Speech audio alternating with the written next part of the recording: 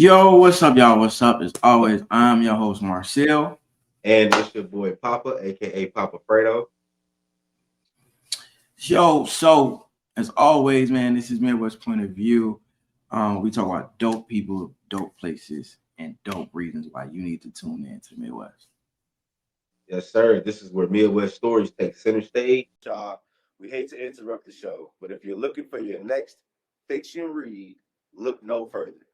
Saved, sanctified, and keeping my secret pulls you into a world of overflowing with seduction, lies, betrayal, and scandals, man. Ready to shake the church, the Lord, to its core. Secrets buried deep, begging, clawing their way to the surface, threatening reputations, relationships, and everything people thought they could trust. And you follow these characters, Jasmine Winfield, Pastor John Timmons, as their intertwined stories peel back deceptions layer by layer, reminding you that even when life isn't perfect, because it isn't, the power of love and God can heal against all odds. This story is gripping, emotional, and unforgettable. Work directly with Gracie L. Whether you're dreaming of writing your own book or you have a manuscript that needs a professional touch, Gracie Hill, National Bestselling Author and elite ghostwriter, has the skill to bring your story to life. And with 24 years plus in the world of literacy and work, more than 20 books written by Gracie, she offers ghostwriting. If you ever thought that you needed a ghostwriter, it's all right to admit it.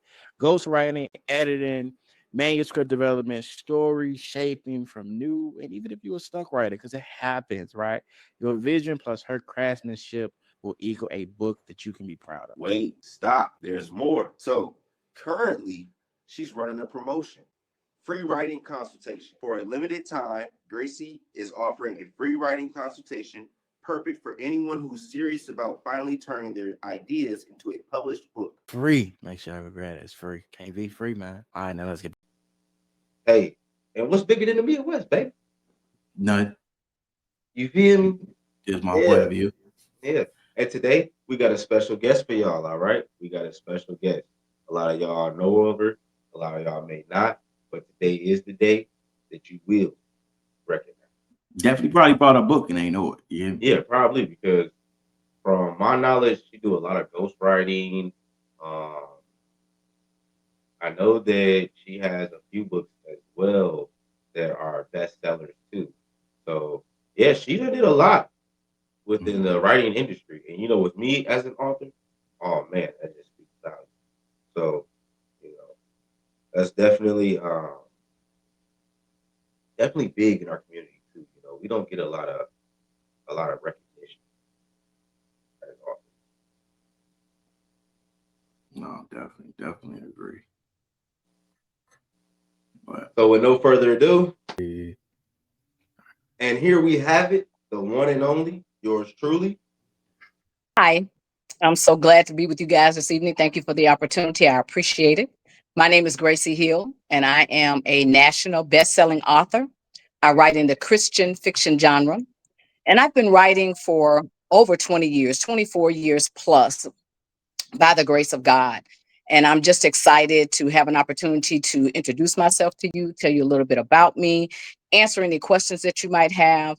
I'm also a ghostwriter and a professional editor. And I've been doing both those things for a couple of decades now. I started writing when I was very young, and I gained a passion as the years went on for writing, as I was involved in various contests and writing contests. I was always very good in school and always had honors English classes. And I had a teacher in Rockford, Linda Patterson, who encouraged me to continue to strive academically. She was an awesome teacher. And I started to fall in love with writing at a young age. I started out actually writing poetry and walked into writing Really? stories. Yes, I did. And actually, I wrote my first story that won a contest. And the story was the contest was centered around a creative writing piece. I wrote a piece about a man who had gone off to war, came back home. He had been injured in the war, And then his second tour of duty, he actually was in the Vietnam War. And the story was kind of centered around my brother, Lane McCuston, who was actually a Marine and received a Purple Heart for his valiant efforts in the Vietnam War. In the story, the character actually died, and the Army, the Marines, had to come to his family home and give that awful news that this soldier had died. And I won the writing contest based on that story. There were 35 entries in the contest, and I won first place. And that was probably one of my very first bursts of energy and enthusiasm and passion that propelled me forward to continue to pursue my interest in writing. Okay, all right. I So just like okay. um, poetry was the entry level there for you. So, Mhm. could you be so kind to give us a piece of poetry from you now? Maybe if Oh you my don't, God. if you could just freestyle it for us, please. That would be extremely difficult for me because that was so many years ago. And I didn't really have a passion for poetry, which I guess is another reason why I walked down a different avenue to storytelling. Because Oh, poetry, at least the poetry that I started writing, it was very romantic, it was very rhythmic, Mm, much like people who freestyle and do spoken word. My daughter, Tratera, is an excellent presenter of spoken word. And I was never as good as her with respect to that type of talent. But when I walked down the path of narrative writing, story writing, building a character, building a scene, building a story, creating characters that stand up on the page to entertain the reader, that was so easy for me. It just flowed. And there I found my passion and true heart to writing. no, I can respect it. I can respect it, and I appreciate you giving us that, explanation and further information to why you chose that. I'd love to read a quick synopsis of one of my books to help kind of give you an idea of the types of stories that I write. So we can Yes, do please. that at some point in the show as well, if my glasses will allow. I mean, you could, yeah, you could, you no, for could sure, for sure. go ahead now if you would like. Um, so because I want to dive into your story because I know that there's so many jewels to it. Mhm. And I know you had talked about your teacher, Mrs. Peterson or Linda Patterson. Patterson. She was an English teacher at Miss- Washington Middle School in Rockford, Illinois. Okay, so Uh, would right. you say this is the person who put the pen in your hand first? And is this the person who told you that your voice mattered? I would say that she is the person that helped me to grow my love for words, my love for Mm, the English language. The English language is such a challenge because it changes and it overwhelms people, especially first time authors. And being able to structure, develop, and craft a story in a way that is vivid and lively and intriguing, and it actually is engaging, and being able to overcome some of the basic things that we don't even pay attention to when we're reading or we're talking, when it comes to grammar and punctuation and syntax and putting together a sentence that is alive and not flat. And when I say alive and not flat, that's the difference between telling a story and showing the story. Let me give you an example. And this is one of the things that I see as a challenge with first time authors. They don't know the difference mhm, between telling and showing. So, for mm, example, the author might write, Sharon ran down the street. That is telling, that's not showing. Showing that Mm. same Let me sentence feel it. or Give me action a. would I be want to feel it. Sharon took off with a burst of energy. Her eyes were wide, her hair ruffled and blew in the wind. Her chest heaved in and out. Exhaustion overtook her, and she thumped to the ground with a loud, boisterous thunder. You can see that. The reader can yeah, follow that. yeah. They see that visually as opposed to just saying that Sharon ran down the street. So there's a difference in telling and Mm, showing. And I see new authors do more telling than showing the reader. When you show the reader with your words, you're actually writing the story, but you're putting it on a page and you're helping the characters come to life, and the reader can connect to that story. Because a lot of times when you're reading something, you can relate to that. You can connect to that when it's lively, when it's robust, when it has a life, it has energy and passion. The words say something more than just a word. They tell you a story. Yeah, yeah. It makes you feel like That's you're there. beautiful. It makes Exactly. like a movie going on in your head as you're reading. And that's Yes. the type of book actually. Like essentially, that's what all readers are looking for sure. Yeah.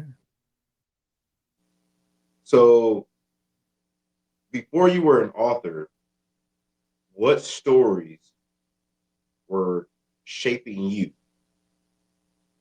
for the path that you took? Because Before I was, go Christian, ahead. I'm sorry. Say that again. so I understand that you are a Christian author, correct? Yes. So what stories do you believe shape your path to take that route? Definitely my commitment and my relationship with God. I always knew when I started writing that I would write in the Christian fiction genre. And that doesn't mean that you don't write stories like romantic novels, because some of my stories are romantic novels. They're just very well crafted in the sense that there's not any vulgarity, there's not any profanity. When even the love Mm. scenes, they're very lively, they're very passionate. You can connect to the story, but they're not a story laced with words and scenes and actions that you wouldn't want a 16-year-old to read, because it's so filled with profanity and sexuality in the sense that it's very vulgar. They're not like that. So with Christian fiction, every story, no matter what the content is, or what the objective of the story is, whatever the conflict is, the story points you to God. God is always the resolution, whether you're dealing with a romantic challenge, whether you're dealing with the loss of a job, whether there's conflict in the family. And we know that those are things that are very real challenges that people deal with every day. But no matter what that challenge is, no matter what that tempest storm is that you deal with in life, and we all have them, God is always the resolution. So, and it's not, the books that I write are not preaching. They're very Mm. real challenges. They're presented as very real characters, but subtly along the path, you see that God is illuminated in the story, and that God can be a source of strength and hope and resolution for you. So do you feel Okay. that So what I twist that you bring to that field as well? I'm sorry, say that again. Do you feel that that would be like a unique twist that you bring to the field, being a gospel writer? The fact that your story leans back towards the path of God. I think that it is a very passionate and very real twist that I give to all of my stories, because it is truly who I am. It's not just that I write in the Christian fiction genre, but I am truly a Christian and a child of God, and my lifestyle exemplifies Christianity. So it's easy for me to write in that genre because I have a connection to God. I trust and believe in God. I live my life according to the word of God. So it's easy for me to put that passion and that sincerity in my stories. Like, no, I love that. I love that you put yourself in a space and a lane that says I can take you on a journey to where no matter where you started in your belief, you can walk with God through my stories. As those examples, I think that was really really dope. Thank you. Um, so you're welcome. So you've been writing for a minute, and when I say a minute, you've been writing for 24 a quarter, right? For 24 years. What kept you committed to not only writing as an author, and then but writing in the faith, right? Writing as an author and writing it with Christian terminology and faith and Christian books and Christian fiction when most people will quit. That's a good question. I would have to say my continued walk with God has enabled me to continue down that path. Because again, it's not just a cloak that I put on and get ready to go to work. It is truly my personality. It's my character. It's my nature. So it's easy for me to be faithful to that path of writing, that path of that genre. Okay. That's So great. so you feel as if like your characters stand tall and feel real. How do you breathe life into them in ways readers feel so deeply as well? I would have to say making the conflicts in the story, making the protagonists real to people in that they're not perfect. None of us are perfect, so my characters aren't perfect. They have issues, they have flaws, they have attitudes, they lose their jobs, they have challenges in their relationships, they struggle with whether they want to be saved or not saved. So they have very real issues that people can relate to. So I always want to make sure that my characters are lively and that I show them in a way that people can relate to them so we can see ourselves in those characters. Because again, none of us are perfect. So my characters aren't perfect. Their lifestyles aren't perfect. Their homes may not be perfect. So I want them to always mirror real life. So I don't make them this very polished and clean and pristine, never make a error, never make a mistake, never hurt anyone's feelings, never cheat, never lie, never steal, never are unfaithful in their relationships. I never do that because that's not real life. People, when they read, they want to be able to connect and relate to the characters that they're reading about. They want to see themselves. Yeah, yeah. Oh, I Yeah, love it. no, I salute that. Um, That's and amazing. you talk especially then about letting the world know that just like you and everybody else, nothing's perfect, not even the character in your stories.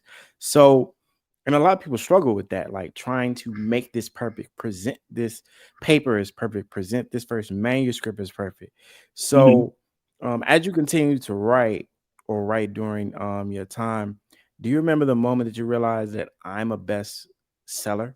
You know, like I'm a best-selling author now, and then what changed after that? I would say what changed after that would just be, and I guess this wasn't really a change, but it actually stood up in my mind and in my heart. It made me, knowing that I was a best-selling, national best-selling author and an Essence best-selling author, actually made me even more appreciative and thankful for the gift that God blessed me with to Mhm. write and to affect change in people's lives as they read the stories that point them to God. Knowing that it truly was God, it wasn't me. It was never my desire Right. to be an author. I never set out to be an author, and I certainly didn't set out to be a national best-selling author. I was sitting in church one day, and God gave me the title to my first book, and I didn't even do anything with the book until a year later. I was sitting on the sofa at home, and God began to give me the content to go in this book. And I would Mhm. wake up sometimes at night, and I would have to start writing because what was what was supposed to go in this book, the story was just bubbling out of me like a fountain. And I would have to write it down. I have to get up and start typing Oh, he because it was just playing. there. The story was just there. Yeah.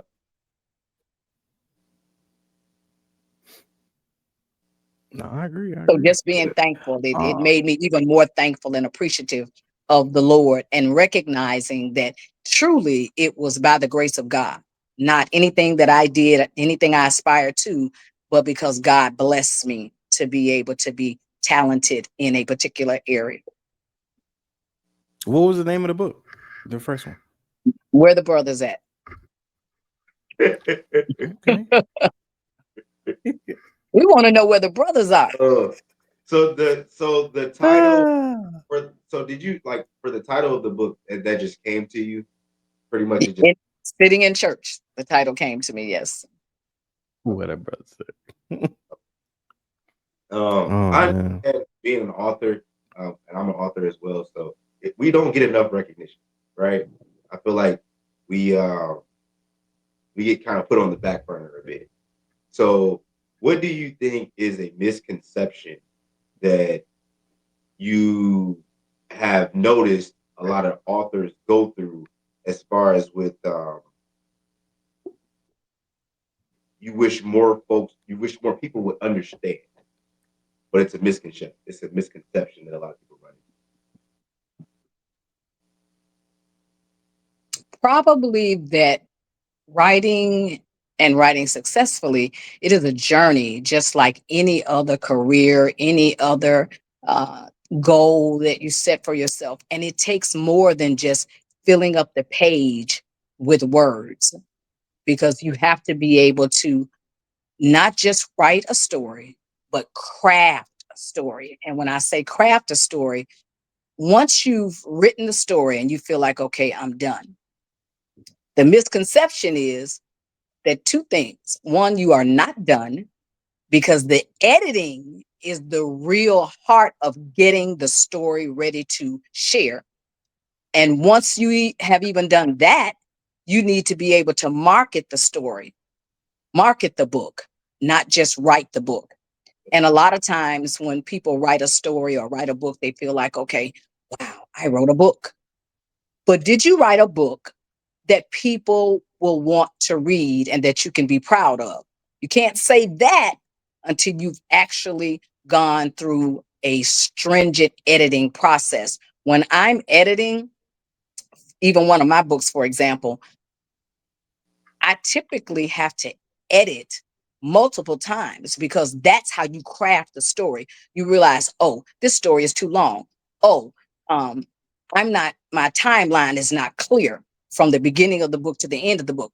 Oh, the character had brown eyes when I started, but at the end of the book, the character had blue eyes. That doesn't make sense. The character started out at 16, and then when the book ends, I mention something that happened earlier in the book, and I referenced the character as starting out at the age of 18. So consistency throughout the book has to be effective as well. It has to be accurate. You have to put a timeline together so that the reader can understand and flow with you from chapters one to chapter to the end of the chapter.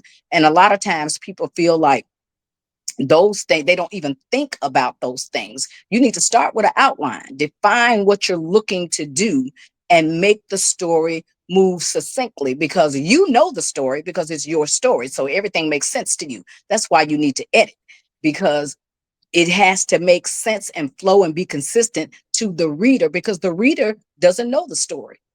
You know the story, so you have to make the story clear and concise to the reader. And you typically can't edit well yourself if you don't have the editing skills. So you want to make sure that you have a professional editor edit your book. They're going to see something totally different than you do. They're going to be much more objective than you are. They're going to be much more critical and scrutinizing than you will be, because it's your baby and you feel like, oh, I have this wonderful book, but you're not being objective typically. So it takes a labor of love to go through that book and edit it meticulously so that you can make sure that you have a good product. Get one opportunity to make a first impression. You want it to be a good one, you want it to be a lasting one. they say first impressions are No, everything. man. Y'all got it right. Absolutely. Listen, go get you an editor. You gonna make a book. Make sure that you get an editor. And don't get out here trying to think it's you just over with it done. Okay? Don't nobody want it. Absolutely. All right, don't get that taken care of. Absolutely. No, and I definitely see your level of expertise, and I can tell that you put a lot of time and work into this. And I can see why somebody would hire you to be a ghostwriter as well. So Thank you. what of course. So what is the biggest difference in regards to you being a ghostwriter? What is the biggest difference, if you didn't explain it already, from writing your own book to writing someone else's book as a ghostwriter? I would say pulling the story out of them.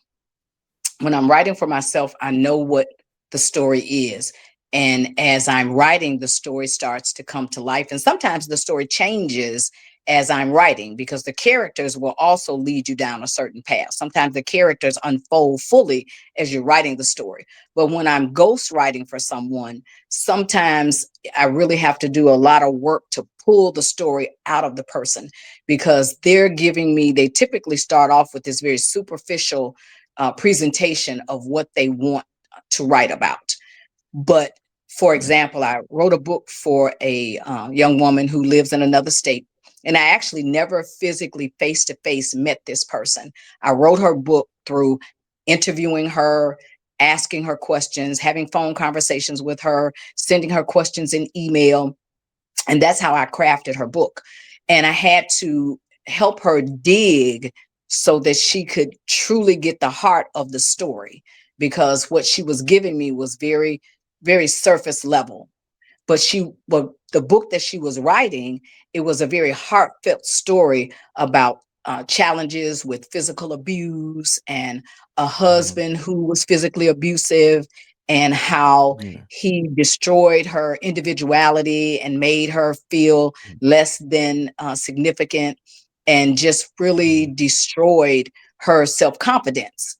So it took a lot to pull the emotion out so that I could paint that emotion on the page. I didn't know how she felt. I've never experienced that Yeah. myself. So I needed to pull that out of her. That's where the interviews and the phone conversations came in. That's where the questions came in, making sure that I could get those very intimate pieces that were kind of tucked away because she didn't really want to share that. She thought she wanted to share that. And then as we started writing the book, she realized, you know what, there's some more to that. You're right.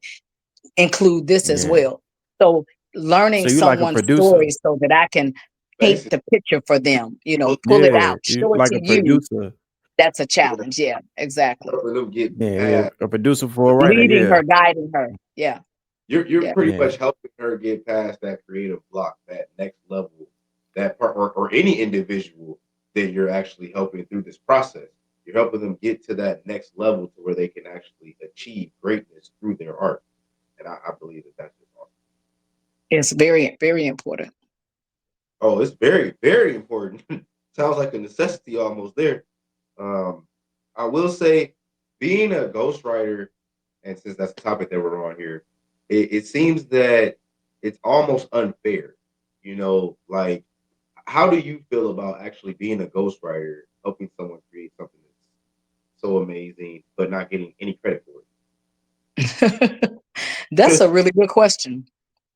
And I would have to say, and I think this is actually a great question, but an easy question for me, because when that person gets their book in their hand, they've got the finished product, they read the book, they look at it, they absorb it, and they're just so elated, and they feel so happy and so accomplished, and feel like, wow, this is so good. And people are telling them, oh, the book is great. I really enjoyed the book. I couldn't put it down. I had to work the next day, but I had to see what was going to happen in the next two chapters. So I had to stay up late to read those next two chapters. That is so gratifying to know that I was able to help them do something that they felt was a challenge and they never thought they would be able to accomplish it. And now here they are with the book in their hand, and people are enjoying the book and they feel accomplished. And I feel so gratified that I was able to help them do that. And they're telling me how pleased they are with the project. That's fulfilling. That's satisfying. That really makes me feel good. No, And I'm man, I sure the love person that. working with, they feel the same. I'm pretty sure it's all. No, facts. So let's let's do this. So have you ever had a moment where you were helping writing someone's story and the things that they shared with you, whether you experienced it or not, it changed your perspective or even changed you personally, impacted you afterwards?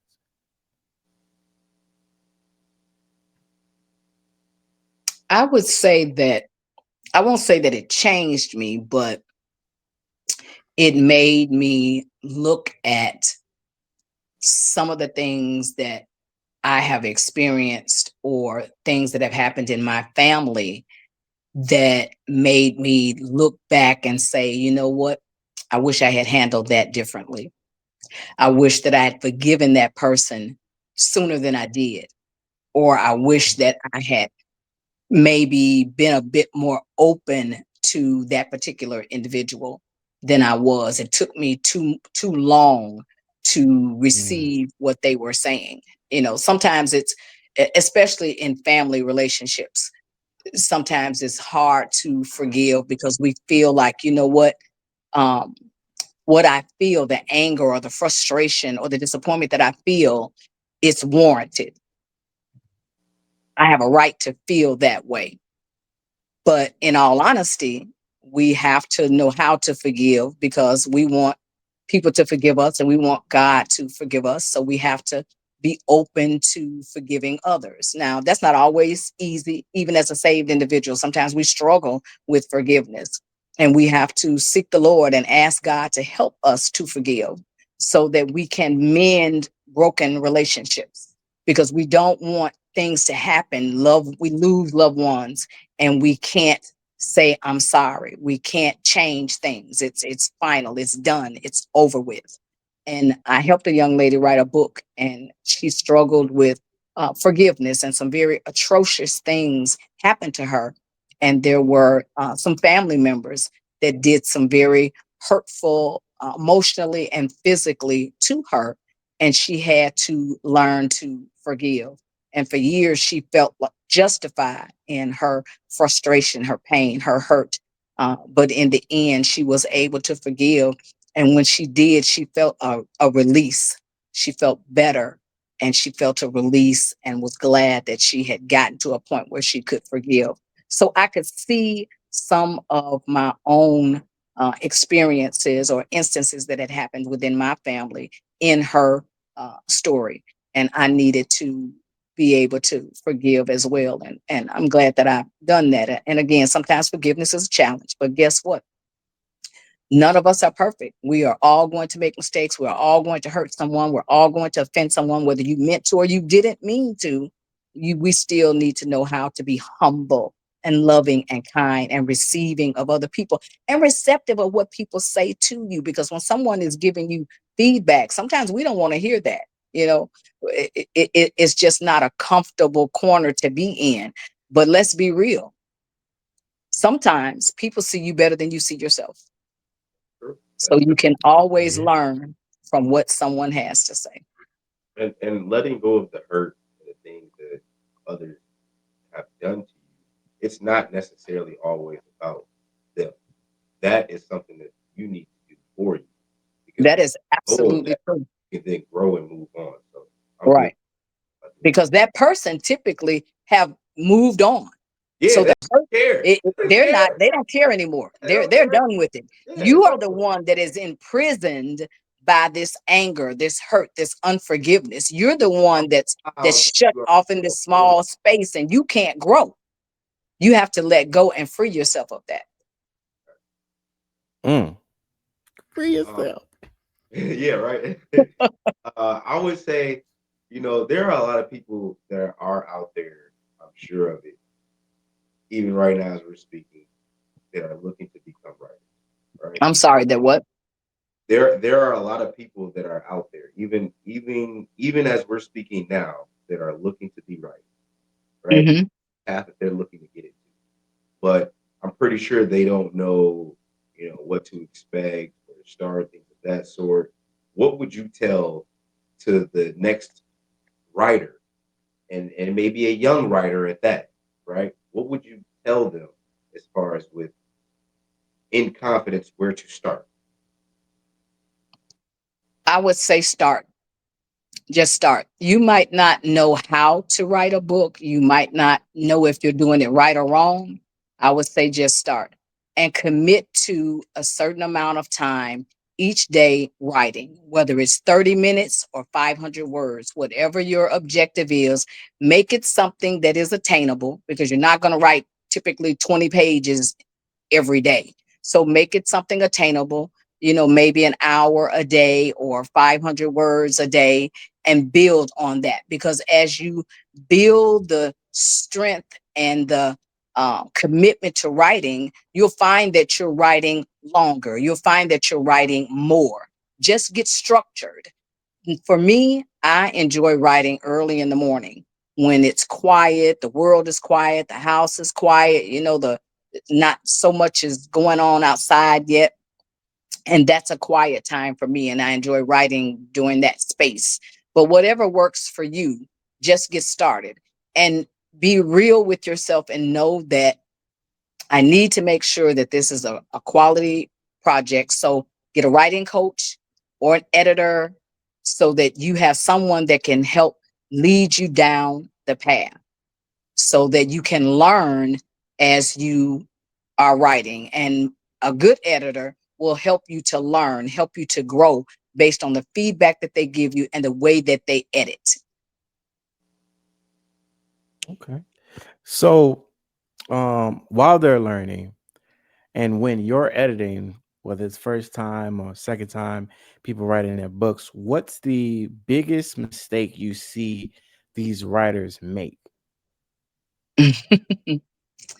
I would say really long paragraphs, paragraphs with 20, 25 lines, no indentation, run on sentences. So there's no commas, no periods, sometimes no strong punctuation. The telling opposed to showing, which I talked about at the beginning of our session, that's critical.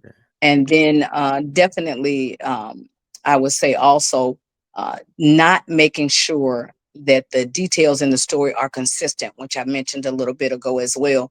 Making sure that the details are consistent. That's where an outline comes in that's helpful, or taking notes so that you know how you described each character. Those are typically weaknesses. And making the characters vivid on the page, vivid to the reader. So you can't just say, you just use the name Sharon throughout the book. Well, what does Sharon look like? How tall is Sharon? What's the color of Sharon's hair? you know, does Sharon have one leg that's shorter than the other? Does Sharon have siblings? Does Sharon have a mother? So you got to make the characters real, and you can't just go from one chapter to the next. What's the scene like? Is the story taking place in Detroit? Is it taking place, the scene, the conflicting scene between the husband and the wife? Are they at home? Are they at the restaurant? You have to make it realistic. So you paint a picture. What's the scene look like? What's the atmosphere look like? What time of year is it? Those things are all critical because guess what? That's real life. So you Yeah, have to make yeah. it real. As an actor, I can relate to that. So when I started acting, of course, when people doing things for the first time, you never know how much detail goes into this industry, entertainment, bringing Mhm. the writer's words to life, and the emotion. I started to start asking my question: how would he feel if his wife went to jail, as a part of my character and stuff like that, and setting that scene in my mind so I can play that out on screen. So I definitely understand how that works. And then when you talk about the details of like bringing the page to life. Um, can you give us an example from one of your works? You had mentioned you wanted to show us something earlier. Oh, I was going to just give you the synopsis of one of my stories. Sorrows of the Heart is one of my favorite books, and it is one of my bestsellers. And so I'll read you the synopsis of this story. And it takes place in Chicago. That's the setting. And the two brothers, High town, they best finest.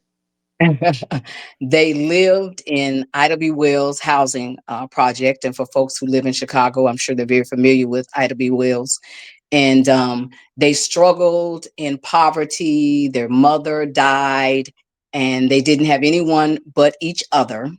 And the older brother wanted to make sure that the younger brother didn't get caught up in the gang and the drug dealing like he did.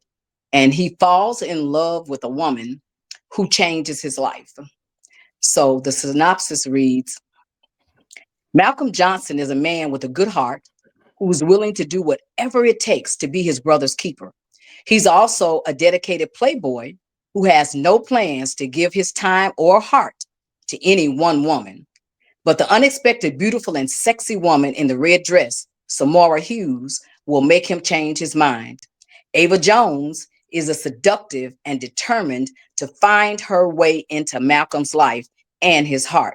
The fact that he's already involved with Samara won't stop her. And we know that, unfortunately, that's typically a reality oftentimes, sadly to say. Malcolm finds himself on a winding road of confrontations, affairs of the heart, and sorrows that land him in a place he never thought he would be. A triangle love affair, his desire to be a father, and his determination to protect his family will drive him to the point of revenge that will cost somebody's life.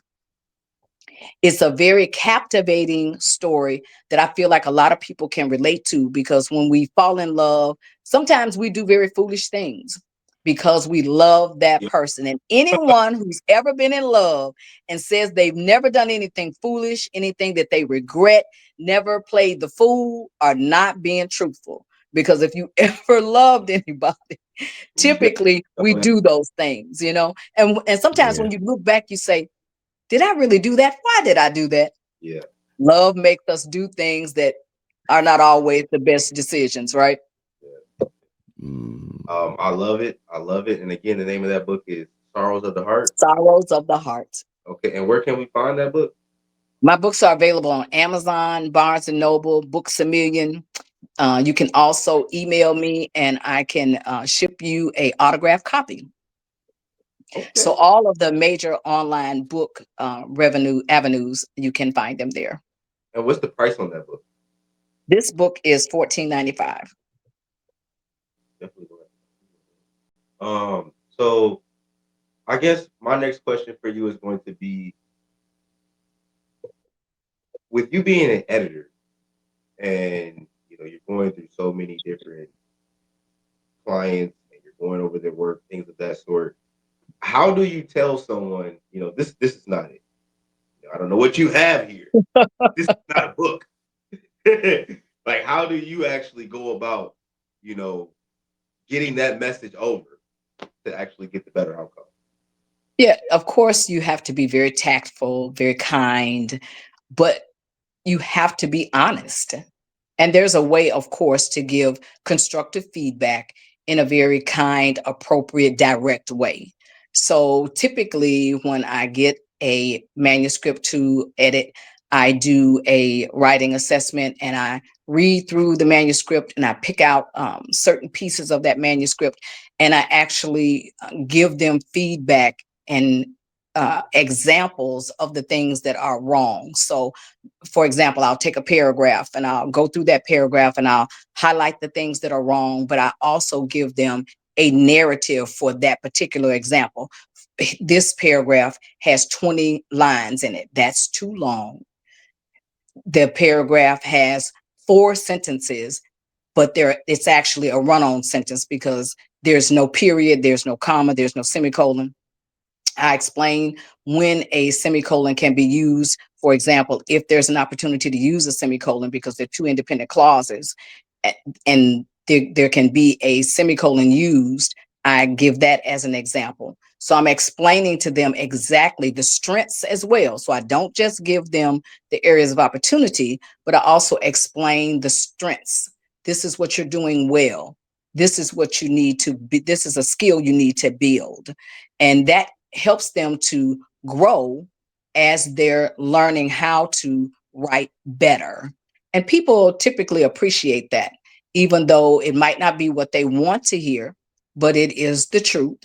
And that's how we grow, when we can accept constructive feedback. That's true.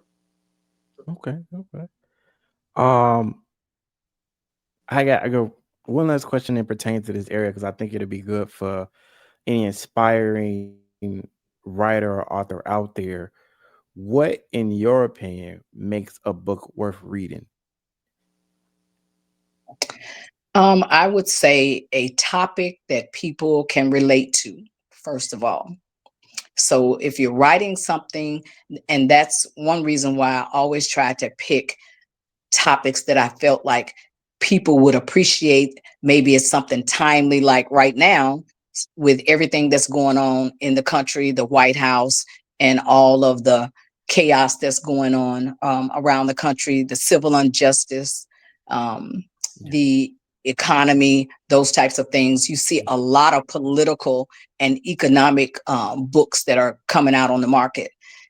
So anytime you can write something that's timely, what's going on right now? What do you have a passion about too? Because you can write best about what you care about. So if your passion is romance, write about romance. If your passion is in the Christian fiction genre, write in the Christian fiction genre. If your passion is about um, having a strong financial base and you have some strength and some things to share in that arena, I would write that. Anything that you can connect to yourself, that you can put some passion in the book, you can put some influence in the book, you can actually share some knowledge that someone can learn, appreciate, and grow from. That that is a book that you can make a good book. So love it. Excuse me. Looking over the past 24 years of work that you have done in the literacy industry, what do you hope that your work will leave for the next generation as either inspiring or just to motivate them in some way? I would say a footprint, an indelible footprint that people feel like I got something that I can take with me, something of value. I was encouraged by this particular author. I realized that this is something that I can do because I didn't start out, of course, as a national best-selling author. I had to grow to that. And I want other writers to realize just by my work, first of all, be consistent and be able to take constructive feedback. Know that you need an editor. I'm telling you now, you need a good editor to ensure that your project is worthwhile. And I'm saying that more than once because I want writers to know that and believe that, take confidence in that. And then also I want them to look at my work and realize that you can write a good story, an engaging story, a profound story, a story that has a significant, prolific voice. And guess what? No profanity was used to make this a good book. Nothing lascivious was used to make this a good book. It doesn't take those things to make a good, heartfelt, engaging story that you can take something from. Thank No, man, I love that. So, man, you giving so many jewels, and this will be my last question for the writers and the authors out there. If you were to sum up like your legacy, everything that you wrote, do you feel that you've accomplished the mission through all your books, all your bestsellers? I feel that I have because I feel that to God be the glory. It's not me. By the grace of God, I was able to be consistent. I was able to grow in my own craft. I was able to write books that are in the Christian fiction genre. As I said, there's no profanity. They're not profanity laced, but they're good stories. They have a mission. They have a point. They tell you something, they teach you something, they open the door of your imagination and let you, for a short period of time, rest in a world that maybe you haven't actually experienced. But in your mind and in a space of time, you can live within this story. And maybe you find something in that story that you want to mimic. I want to be an author. Oh, I want to fall in love. Oh, I want to give my life to God. Oh, I want to see what God can do to change the current situation that I'm in, because that's what I'm writing about. So I would say yes, because God has blessed me to be a effective writer. But in everything that I wrote, to God be the glory, because it truly was crafted out of God's ability to bless me to do that. It's not me. It is nothing but the Lord. So to God be the glory, not me. And that to me is success, because God used me, because God blessed me with a talent that I otherwise would not have had. Yeah. Okay. Well, we thank you again, Gracie Hill, for coming on to our show and spreading so many good jewels, so many listeners, young listeners at that, and hopefully young writers and those that are inspiring to take that leap into the writing industry and become authors. Hopefully, what you have had to say here today is something that they can take with them to do so. And if Thank they you. ain't Thank take you. it, you can book a consultation. Yeah, if you ain't got it, you need some more. You can book a consultation with her. Book a consultation What's up? right here.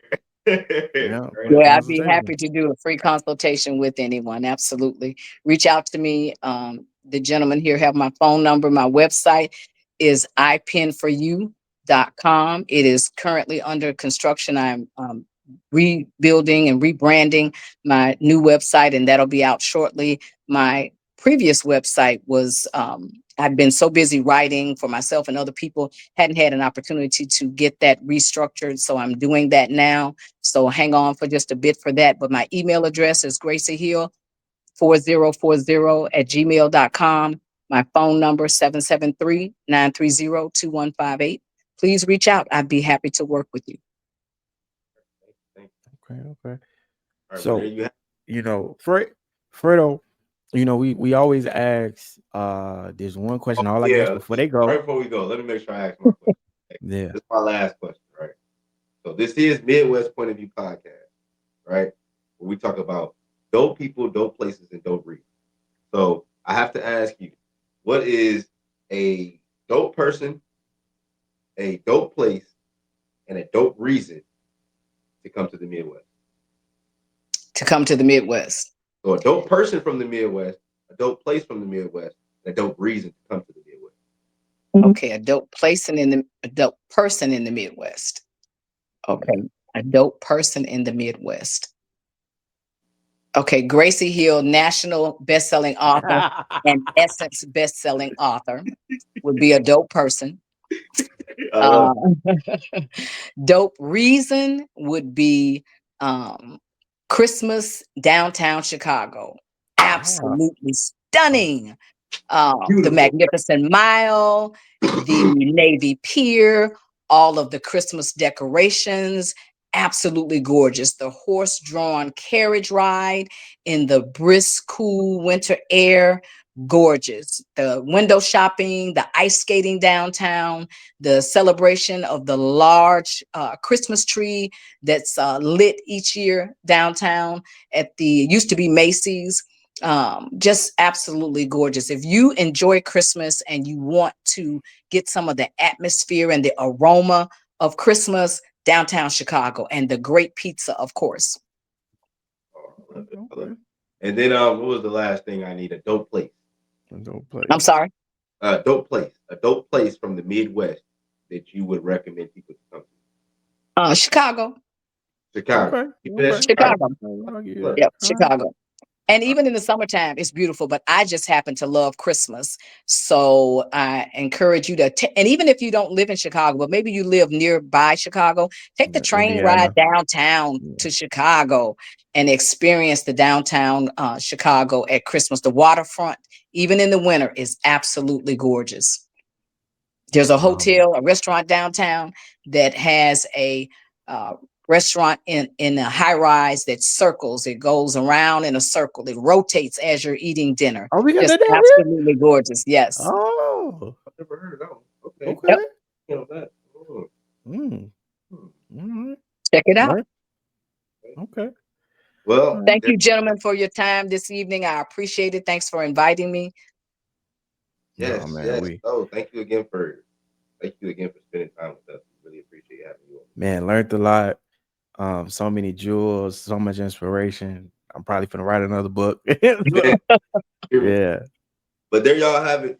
It's your boy Papa, aka Fredo times two. You know what I'm As saying? always, it's your boy Marcel, man. Let's get to a bag. I love the Midwest. All right. All right, gentlemen. Have a good one. All right, see you. Bye-bye. Thank you.